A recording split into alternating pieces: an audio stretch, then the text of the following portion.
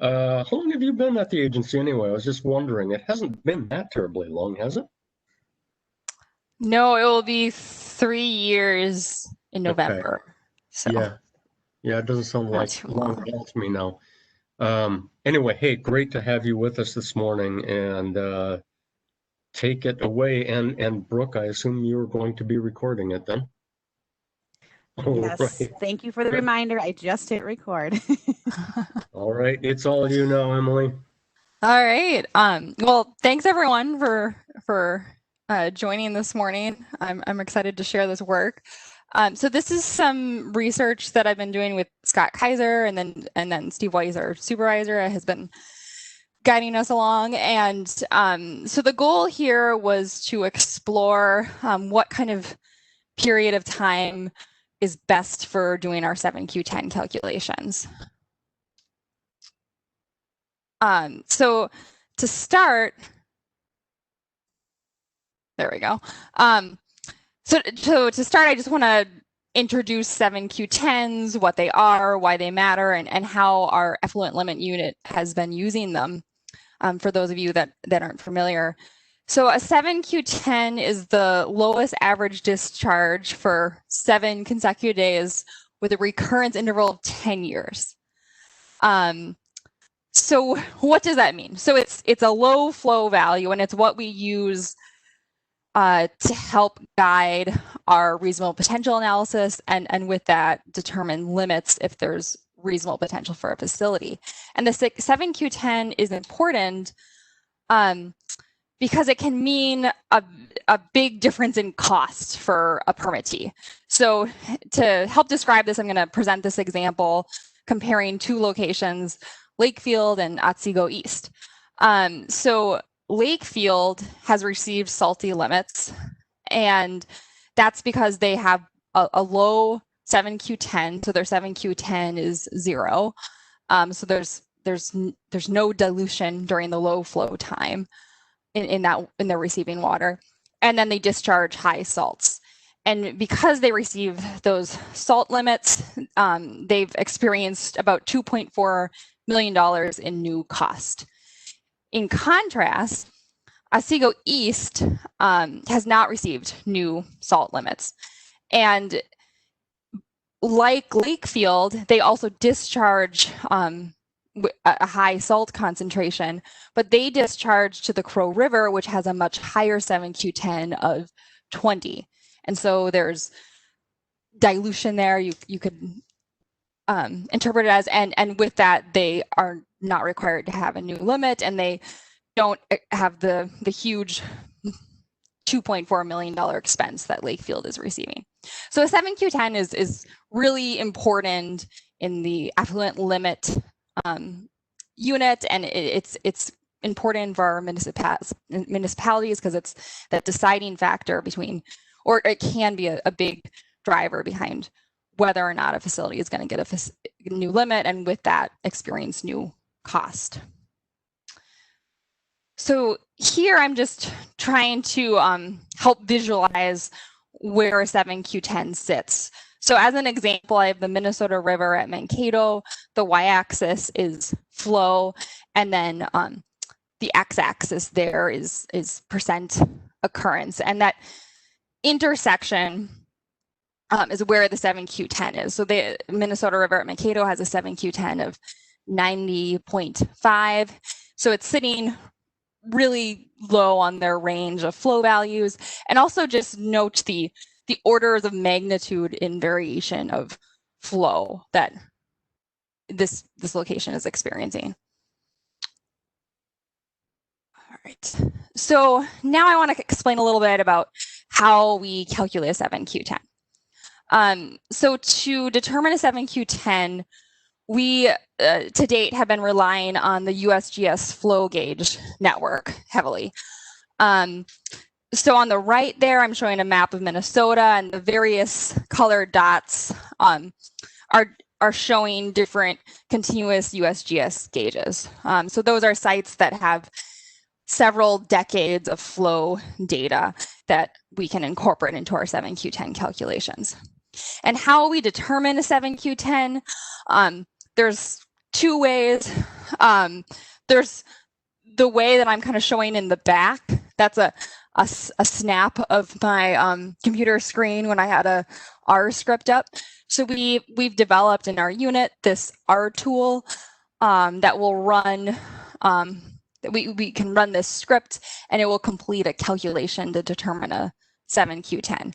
And with that script, we're importing the available data for the relevant USGS station. There's also just kind of a quick and dirty way. So there's the StreamStats, USGS StreamStats website.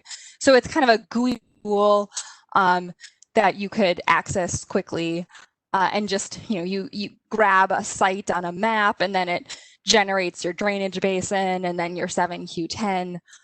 It's not as accurate. And that's something that we don't really rely on to, we want better accuracy, but just as a quick way to reference, that's another option. So to dig more into our USGS method of calculating a 7Q10, which is what we have with our R script, I have this slide and this flow diagram. So what the R script does is you import it. Well, it grabs the available USGS data, which there I'm showing on the left image. There's flow versus date. From there, it's calculating an annual low flow. So it's determining the lowest 7-day average flow for each year in the record. So each dot there in that middle step 2 diagram is showing the annual 7Q10. And then with our last third and final step, we are ranking the data, fitting a line, and then estimating the 7Q10, which is at the 0.1 probability. So the intersections of those red lines there on this far right figure, here's your 7Q10. Oh, and to better display, there's the 7Q10 in this case of 0. All right, so the MPCA on a somewhat regular basis has requests from various permittees asking us to kind of relook at the 7Q10 used in determining their effluent limits. And that's because the 7Q10, as I was describing earlier, is so important in determining their limits, and then with that, the costs that they will experience with their facility. So the origin of this whole project that I'm just going to then be describing was a request that we received from the city of Laverne, and they wanted us to re-look at the 7Q10 that we determined for the Rock River, which is the receiving water of their effluent. From their analysis, their conclusion was that there's been a shift, and this water has experienced a change in flow since 1980. And because of that, they felt that we should subset the flow record that we used in determining the 7Q10 down to the last 25 years. Here specifically is the figure, or one of the figures from their research study that they had sent us. So on the y-axis here, we're seeing 7Q10s. The x-axis is years. And they felt that, or their conclusion was that at 1980, there's been this shift in flow, which I'm showing with that red dashed line. And so they conclude that flows prior to 1980 should kind of be disregarded in the 7Q10 calculation. And what they requested is that we reduce the flow record of consideration down to 1996 to 2020. So this recent request from the city of Laverne kind of triggered us to, and prior inquiries from different municipalities and permittees had triggered us to really dive, let's go ahead and just dive into this and see what we find if we can reproduce the results of Hall and Associates, and if this is something that we see throughout the state of Minnesota. And to discuss further, the city of Laverne is not the only location in Minnesota that has been experiencing maybe wetter conditions in recent years.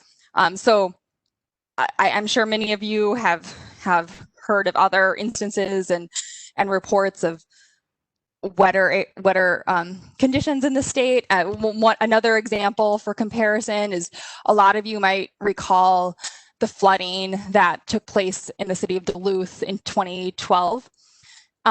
Here I'm showing a few images of that flooding, and you know, this flooding was pretty severe. It actually flooded out the zoo, resulting in the escape of a number of wild animals. So this seal here was just kind of cruising down a road in Duluth.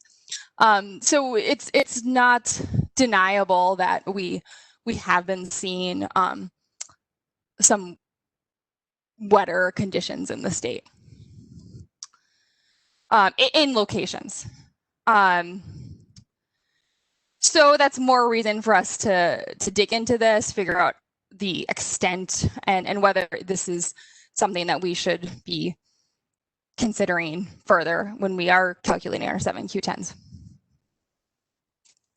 All right, so to dig more into what the scientific data that is out there, here are some data from our Department of Climatology. So on the y-axis here, we see rainfall, and then on the x-axis are years. And so these data are also statewide averages of annual precipitation. So you can see that in recent years, there's possibly been this gradual increase as a state average, on a state average basis in rainfall.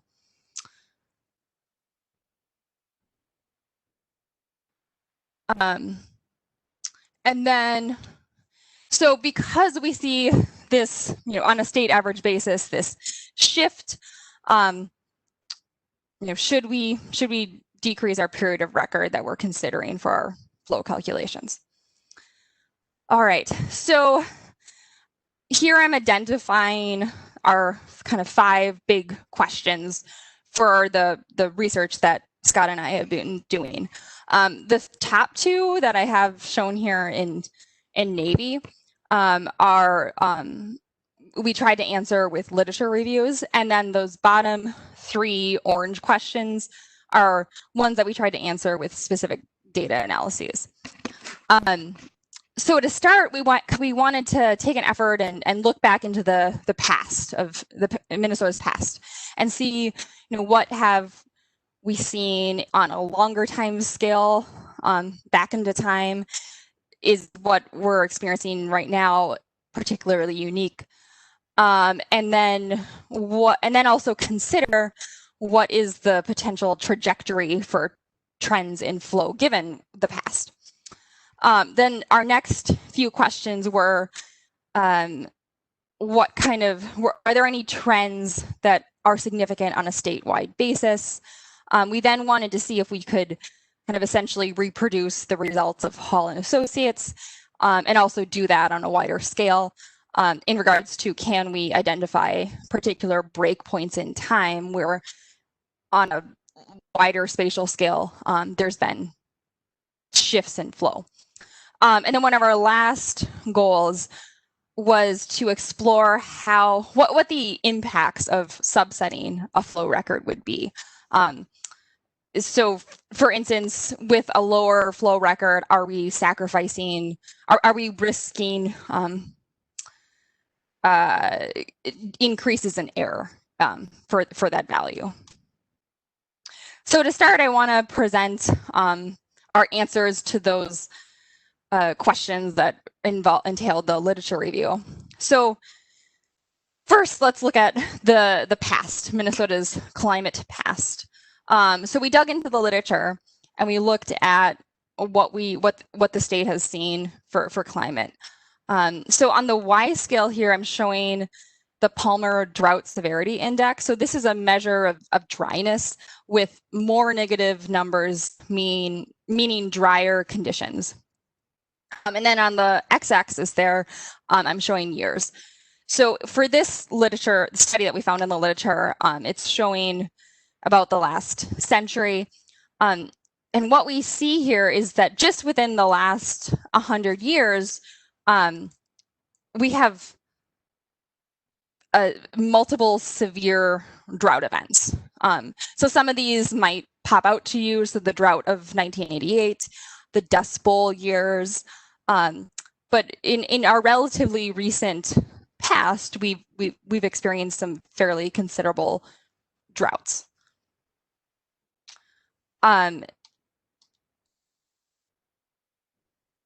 Next, we dug further into time, and we wanted to look at what Minnesota has seen in even earlier years. So here I'm showing the results of another study. On the y-axis there are years, and then there's 3 plots here. I want you to just kind of focus on A, B, and C, the first 3 from the left.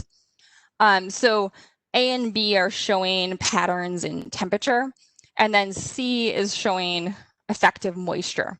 Another important thing to keep in mind here are that each of these dots are capturing about 10 years. It's their data average on a 10-year basis. So you can see that there's a lot of variability in temperature and rainfall. And then notably, there's these 2 periods that I've highlighted here in orange that are experiencing these multi-decade mega droughts. So our exploration into the literature has shown us that Minnesota has experienced in a recurring, constant way multiple droughts of varying severities. So drought is a really key part of our climate. It's part of our climate history. All of this kind of points to drought being a key part of our climate future. So it's not so much will a big drought, a severe drought, a mega drought happen in Minnesota's future. It's everything that we can look at from the past points to not if, but when that will occur. And then here I'm showing another figure from that slide. So kind of some takeaways I wanted to show here is, so on the y-axis on the top figure, we have the Palmer Drought Severity Index, and then on the x-axis year. So you can see that, averaging those index values on for like a 10-year and 50-year cycle, a lot of those values are below 0. We have a little bit of a blip in modern times where we're above 0. But then you can see it's dropping lower. But just a big takeaway here is our past shows that dryness is really a big part of our climate, and perhaps the more wetter conditions that we're experiencing in part of the state is more of a unique thing, and the past really is indicating that we're unlikely that a drought is likely in our future. And then another little important takeaway to remember is that from here I'm showing on the lower figure maps of the Palmer Drought Severity Index. So you can see that spatially there's a lot of contrast. And even within the state of Minnesota, like here, you can see that the north half of the state, the south half of the state might experience really different conditions. So spatially, drought conditions might not be homogeneous even within just our state. All right, so our dive into the literature has shown us that Minnesota's climate past is speckled with severe droughts, mega droughts. Drought is a big part of our climate, and it's likely to continue into the future. So and those droughts are probably coming on a cyclical basis. When we're looking at flow patterns in modern times, we have to consider all of those natural drought cycles. But then trying to decipher our flow patterns today is extra complicated because it's driven not just by natural cycles, but also by anthropogenic activities. So another key driver is modern climate change. So on the left figure, I'm showing rate of temperature change in the United States over about the last century, with the redder colors showing greater increases in temperature rates.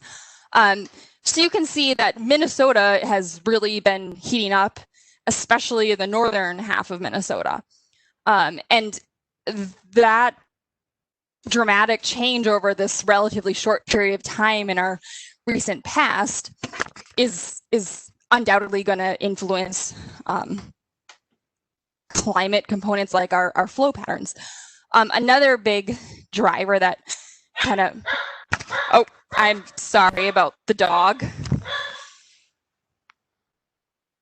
All of you still there? Yeah, I know that feeling really well, Emily. So just, that's fine. Everyone, just carry on. All right, sorry about that. So another big factor to consider is land use change. So on that figure on the right, I'm showing a picture of an oak savanna. It's actually an oak savanna that's in just north of the city, is in the East Bethel area on a reserve where I actually worked for a while. And it's within an area, one of a small patch of one of our last remaining native prairie areas in the state. And then I have that arrow pointing to in some agricultural land. So in the state of Minnesota, we've experienced considerable land use change in a lot of the state, particularly with taking some of our natural prairie ecosystems and turning them into agricultural land. And that has an effect that affects our hydrologic cycles, that has likely affected what we're seeing in changes in trends in flow. So as we're looking at trends in flow in the state, what is driving our current rates is really at the center of three possible factors, and teasing apart what the main driver is not really feasible, and ultimately all of these things are probably at play. All right, so going forward, Scott and I wanted to conduct some different data analyses to look at what kind of trends we're seeing in flow statewide, and if they're consistent. We also wanted to look at whether there's an objective way to calculate a breakpoint in a flow record. So you remember with Hall and Associates, they had determined that breakpoint. We wanted to see, could we reproduce that? And could we apply any sort of method to reproduce that to multiple locations? And then our last goal was trying to examine how truncating a flow record might affect the accuracy of our 7Q10 calculations. All right, so before I dive into our results, I just wanted to emphasize what these analyses entail. So here I have a little snippet of some of the R code that I wrote in conducting these analyses.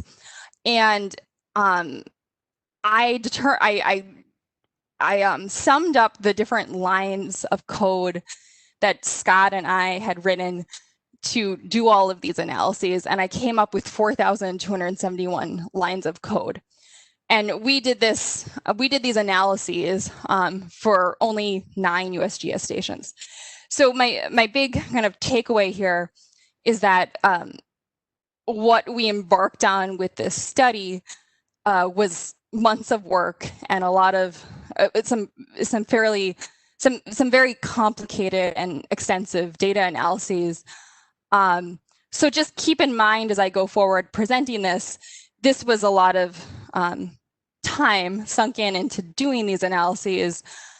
Whether we could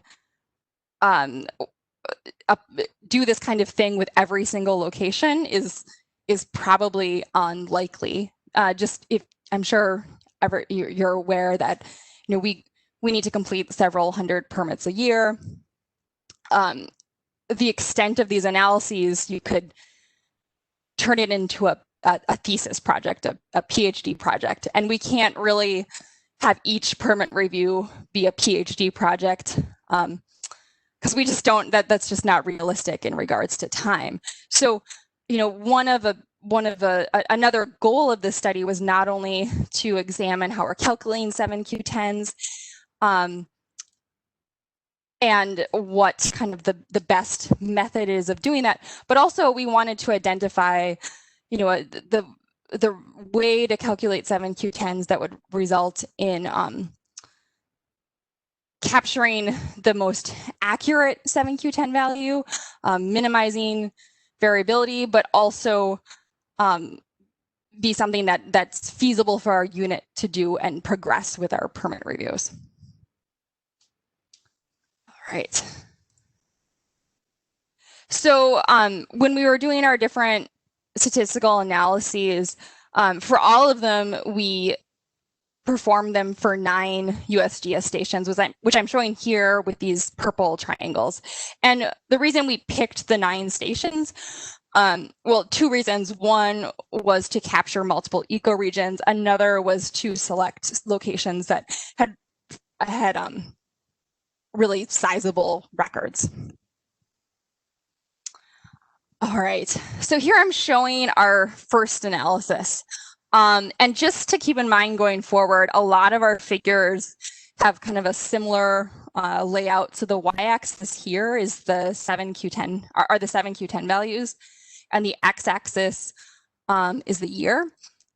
In some of the other figures, the y-axis is the 7Q10 as a percent of the max 7Q10.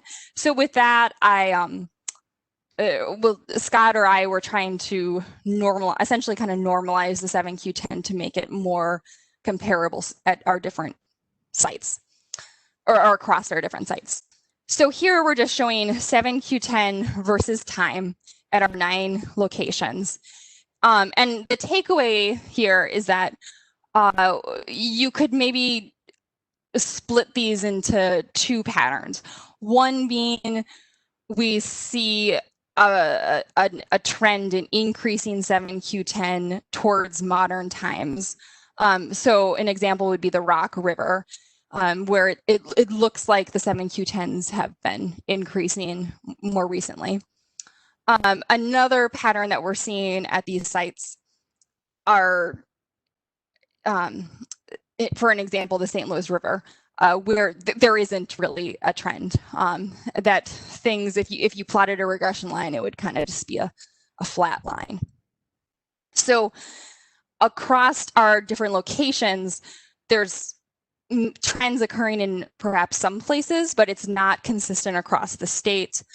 And it's possibly there's possibly a regional component there where we're seeing more variation or more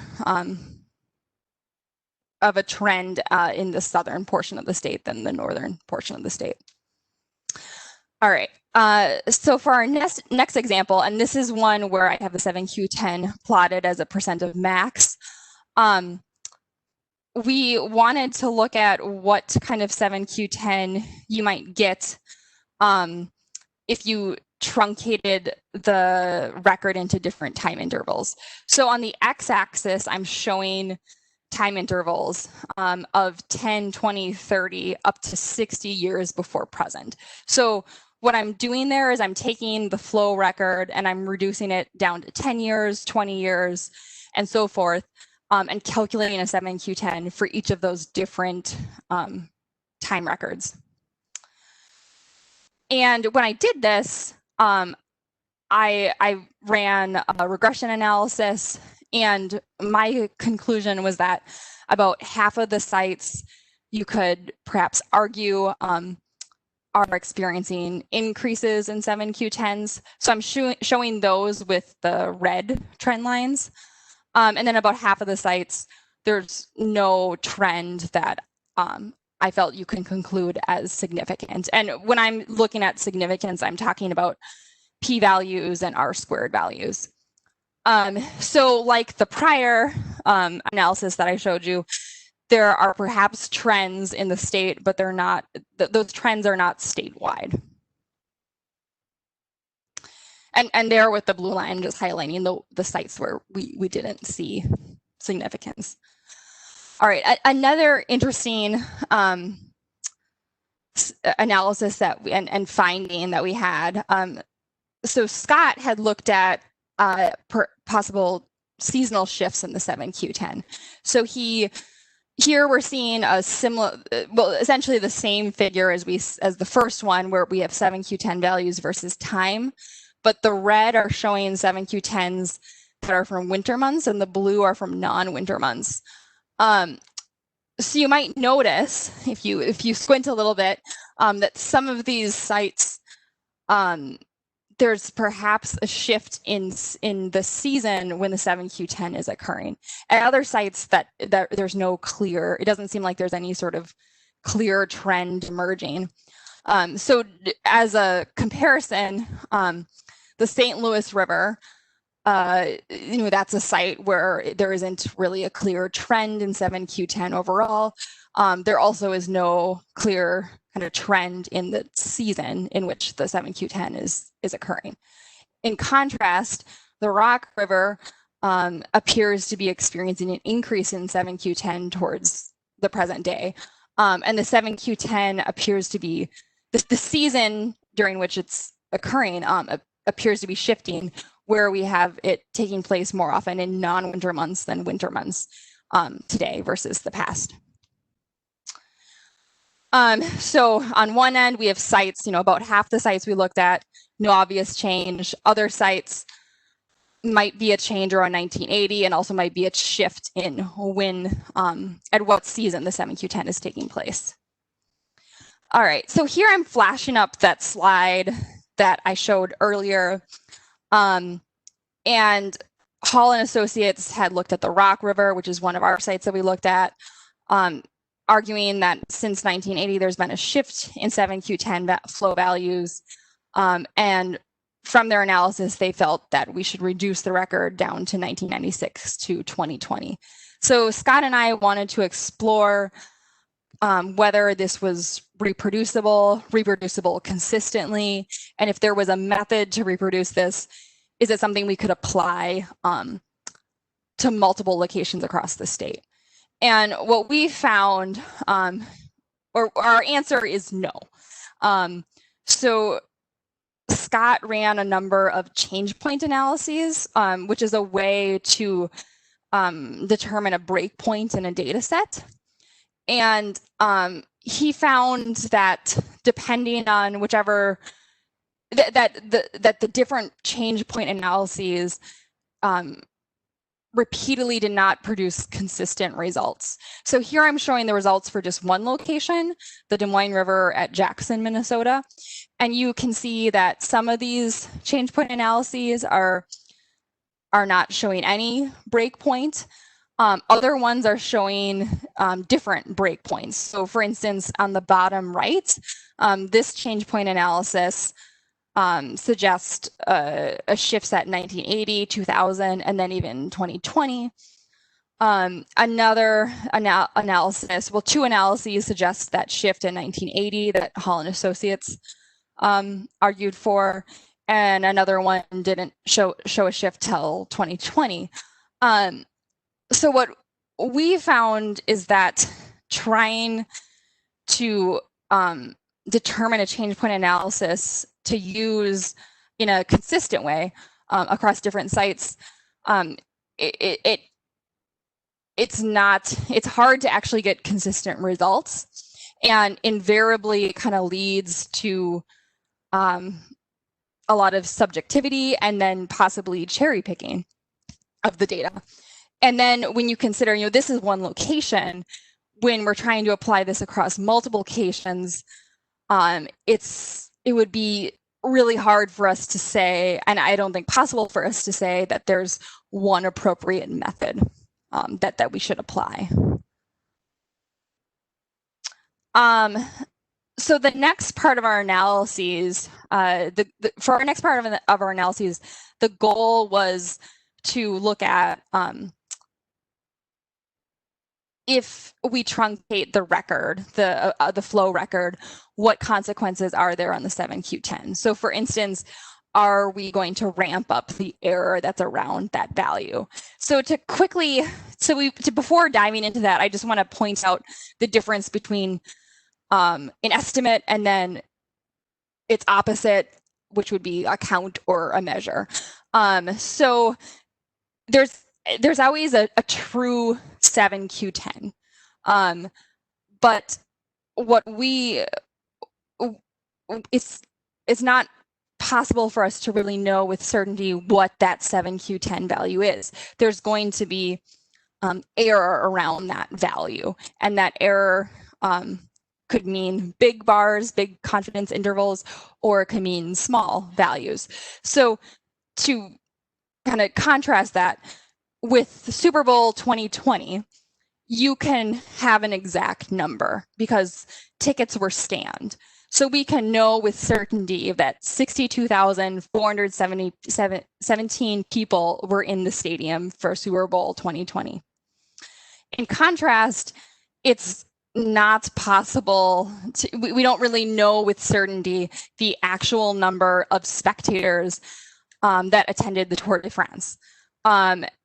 And that's because the method for counting or measuring was not there. So you could, for instance, use aerial photos and try to estimate the number of people, but we don't really know for sure how many people there are that attended it.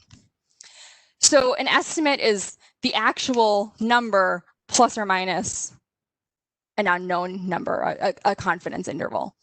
So our 7Q10s, you could think of really as an estimate. So there's always going to be some error around them. And one of our goals is to minimize that error. All right.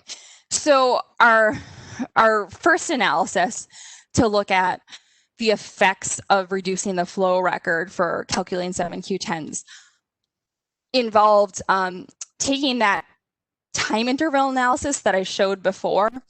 So this is where I calculated the 7Q10 for multiple different time intervals at a location. So here, so for instance, on the top left with the Mississippi River at St. Paul, I took the last 10 years of data, the last 20 years of data back into 60 years. And then here I'm also showing the full period of record and calculate a 7Q10. And then what I did in addition to that is that I performed a bootstrap analysis. And what that analysis produces is the range of values that result in a 95% probability of capturing the true 7Q10 value. And I'm showing that 95%, or I'm showing that range of values to get that 95% probability with the bars at each dot within a figure.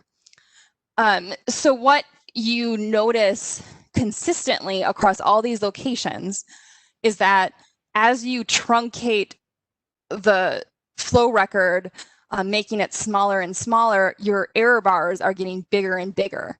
So you're much more likely to not capture the real 7Q10 value if you have a small time period, a small flow record, versus if you use the full period of record, which our full periods of record vary. In some cases, they might be 130 years. In some cases, they might be 80 years.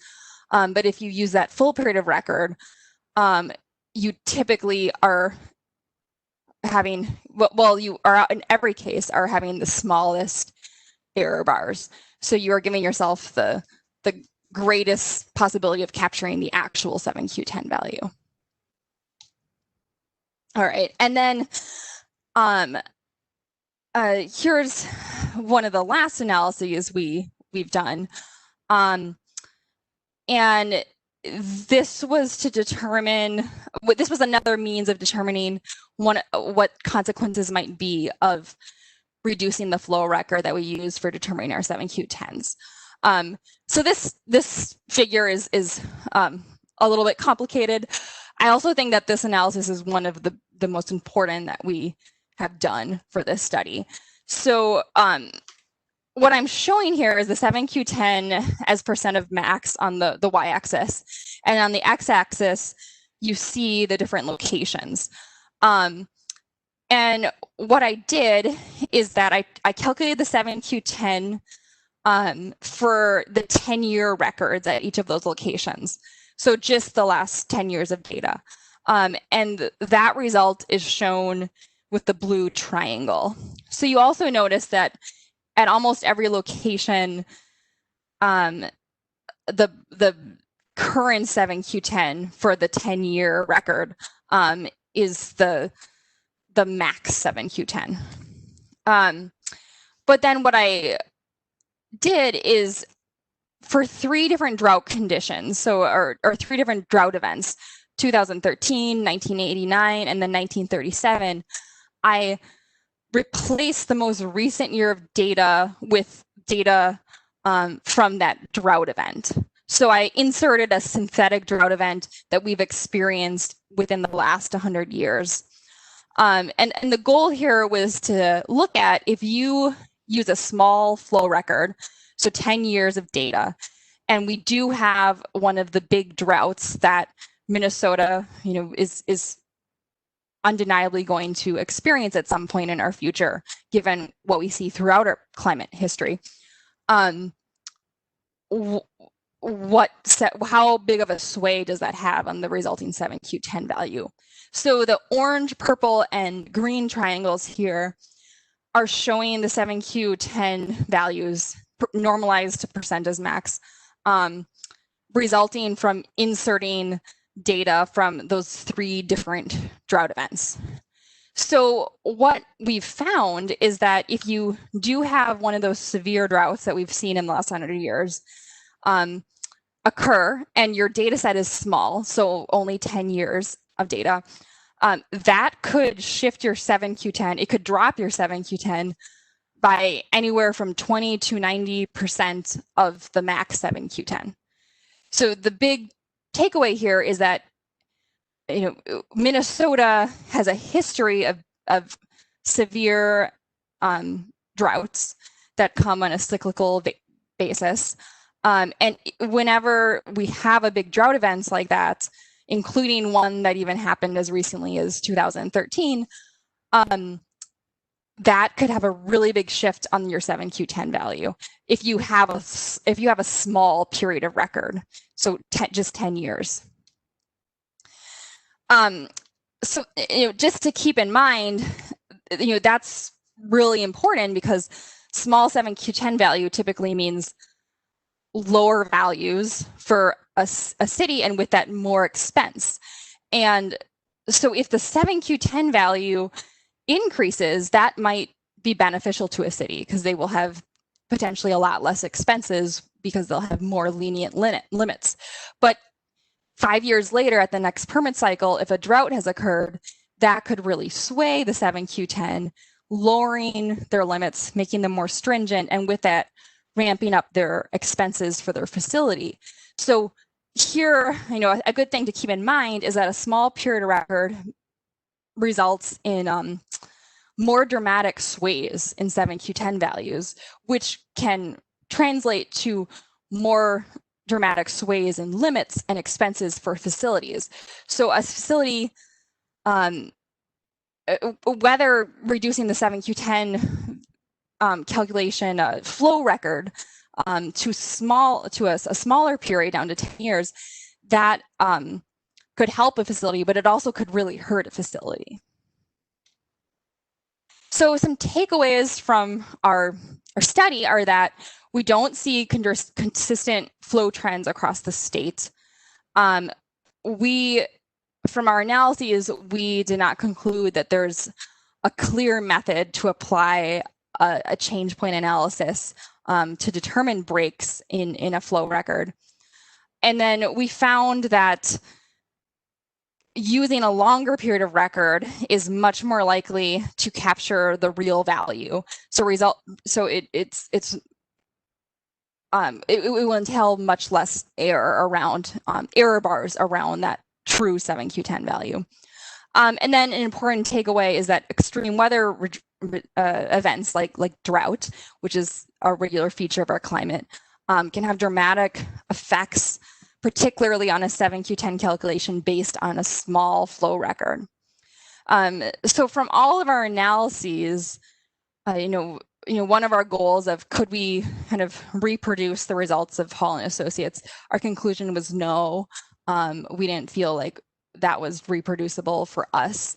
And we've concluded from all of our findings that using the full period of record is really the best way to find this balance in getting accurate values, reducing error, and then also having a method that is feasible.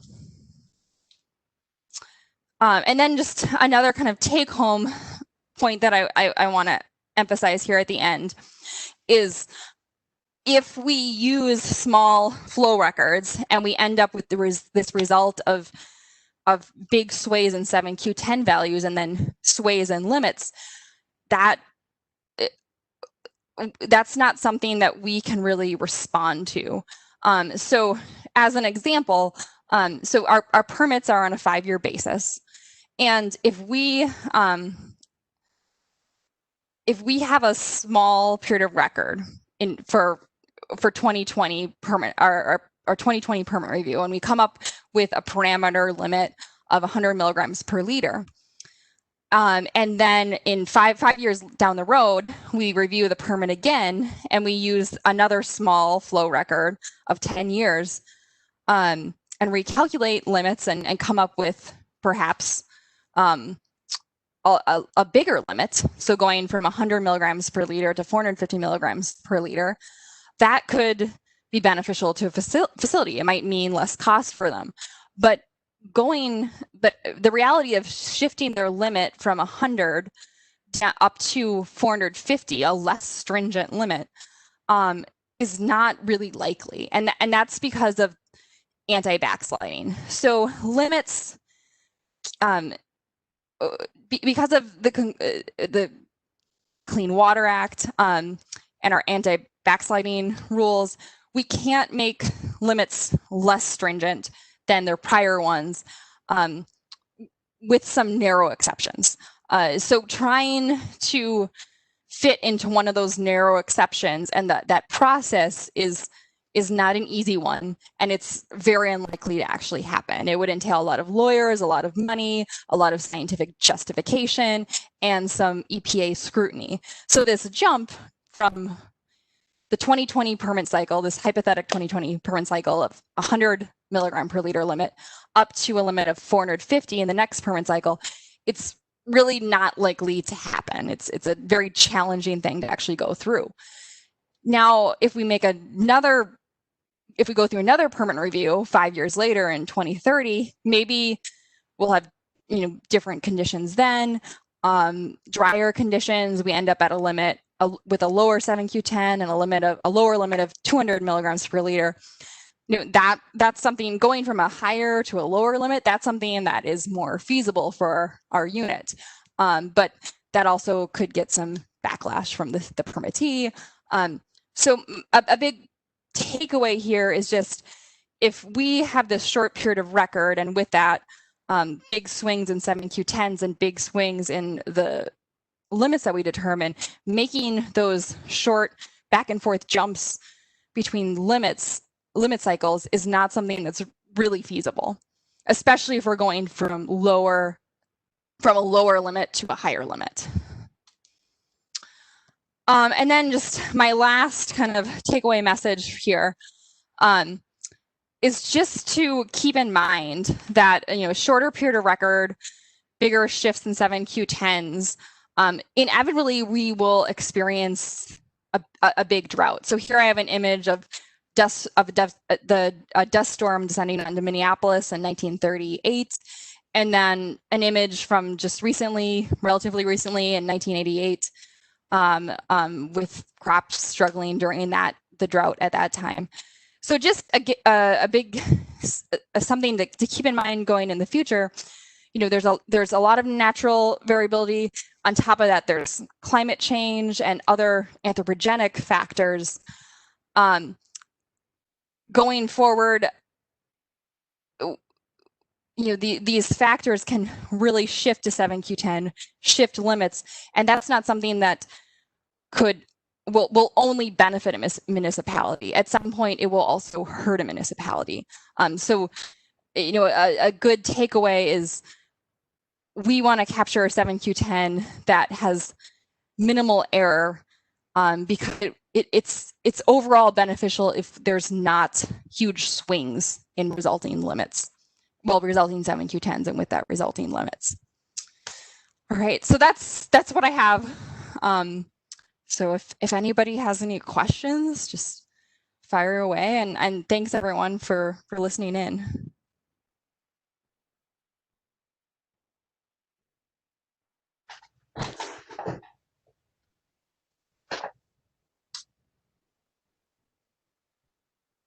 I have a question. This is Lee Gansky in Mankato. Are there sort of national or even international standards or guidelines for calculating 7Q10s? What other states do? What does EPA recommend? Just curious about that.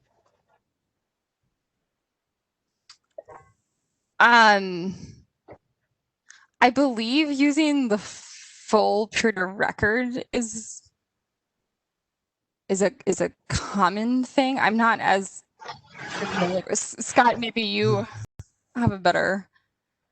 Hi, Lee. This is Scott. So EPA doesn't specify how to calculate a 7Q10. USGS has developed some methods that are like the de facto standard that basically every state uses. There's like some software or some R scripts and methodologies that they've published about how to do it. There's no like rule saying thou shalt calculate a 7Q10 a certain way. But the USGS is the de facto standard that every state uses, and we use the same methods that USGS uses. Thank you.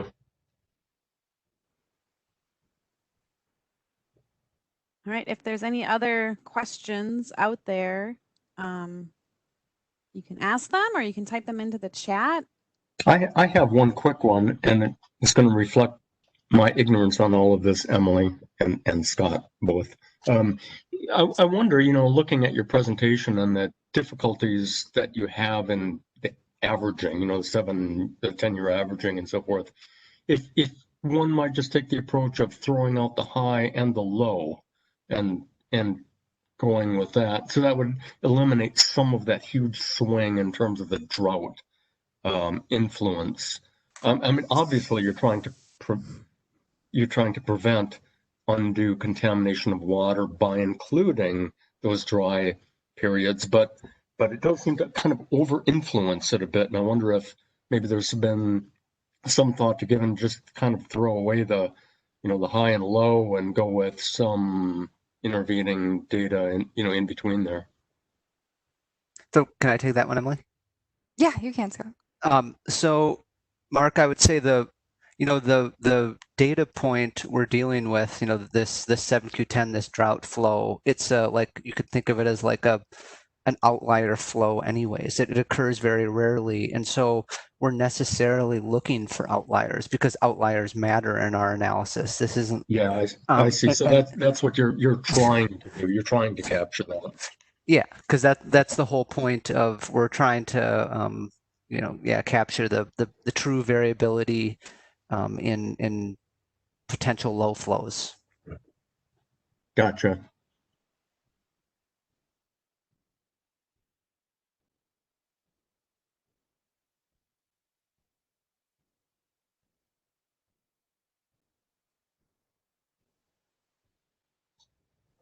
So we do Looks have like a, yeah, looks yeah, we like do we've have a got couple of things from something. chat. You want to take those Oh. on, Brooke? Yeah, so it says, can you explain how truncating the period can benefit a municipality? I think there's some typos in here.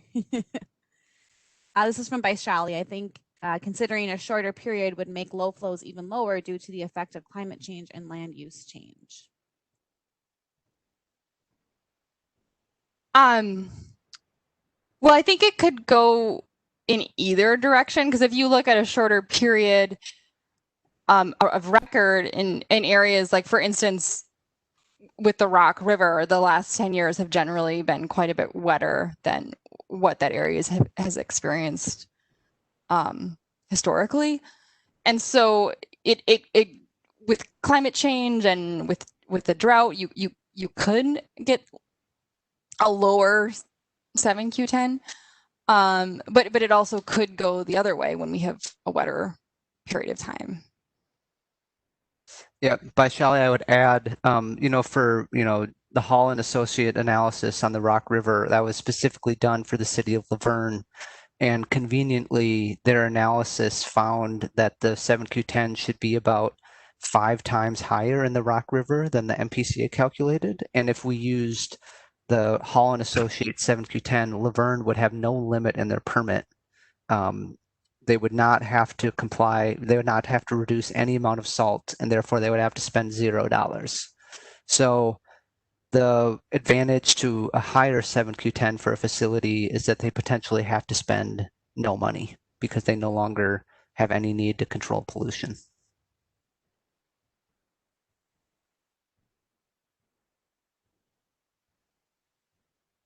Okay, well, I don't see any other questions in the chat at this time. So unless anybody else out there wants to unmute and ask a question, I think we will end here pretty close to on time. So thank you again to Emily for agreeing to present and share your work with us today. I think it's always great when we get to learn a little bit more about what our coworkers are working on. And so thank you for taking time and for being here to answer everyone's questions too, Scott. Yeah, thanks a lot, Emily and Scott. That was great. Very informative.